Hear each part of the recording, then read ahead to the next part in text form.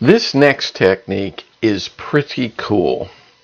Imagine that you're on vacation and you're at the Louvre or the Heritage Museum in St. Petersburg, or you're at Versailles. And what's the problem with taking great pictures of those venues is that there are people milling all over, and you want to just get that great shot of the building, that postcard shot. Well, there's a couple ways of getting rid of the tourists in your shot. One works auto-magically. I just discovered it recently, and that's the one I want to show you about. Now, all you have to do is pretend that my Kroger's I shop at is the Louvre.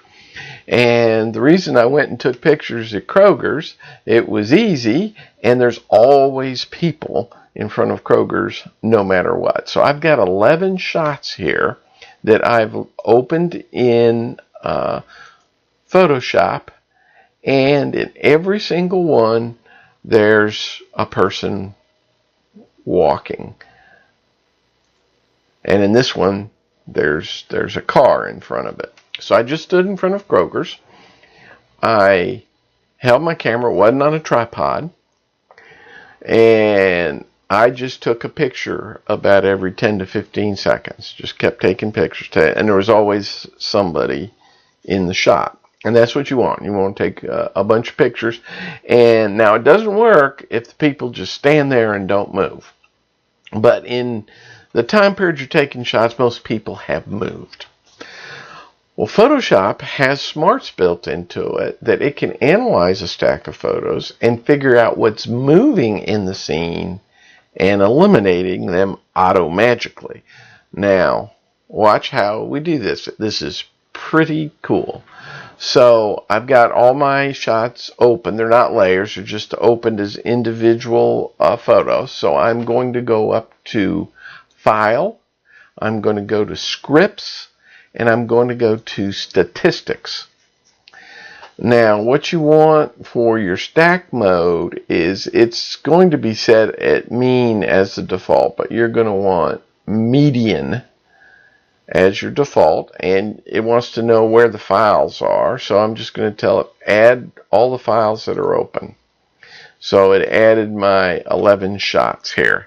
Now down here, if you're on a tripod, this does not need to be checked. If you're not on a tripod like I was, handheld, then check it and it will align the photos for you.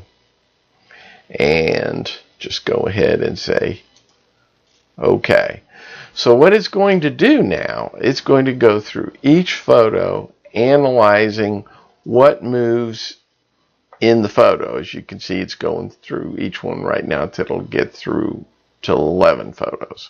At the end of the 11th photo, you can see it's going to start aligning the layers because, again, it was handheld, so it moved from photo to photo. And what I'm going to do at this point, it does take a few minutes for it to do an analysis. So I'm going to cut out those minutes. I'll tell you how long it took at the end, and we'll come back with the results. Okay, Photoshop has analyzed the whole stack of photos now, and now using its internal math, it is going to render a new photo that hopefully has all the moving subjects removed from it. And there it is. Not a single person to be seen anywhere. And you saw how busy it was in those 11 photos. There was not one shot where there wasn't a person or a vehicle in it. Now, of course, the photo's crooked. I'll go in and straighten it up. You know, if it was a real vacation photo, I'd go in and do my processing now at this point. But with no people in it. And all you had to do was start the process and go get a cup of coffee until it did its thing. There's a second method that you could use in doing this, but it's not automated. It's by using layer masks, and you would take those multiple photos, and it's a little laborious, but you would pick a photo that you thought was good, put the others as layers, put black layer masks on all of them, and then go in and paint back in the scene behind it. It'll work.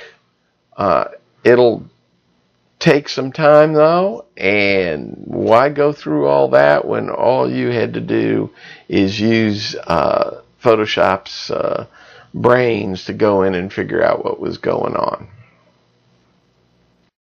Oh, by the way, I was going to tell you how long it took. It took 2 minutes and 21 seconds to analyze the 11 shots and come up with this render without the people in it.